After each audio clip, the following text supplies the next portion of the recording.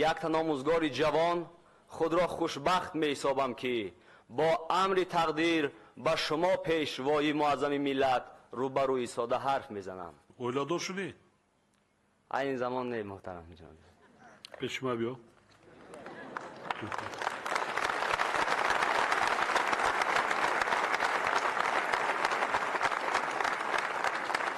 من شاید تا توفا میکنم باشم.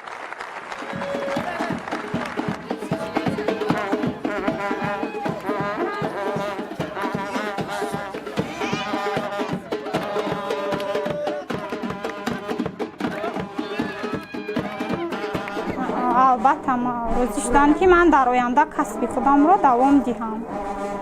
شما یک فشار احساس میکنید؟ در عین حال نه.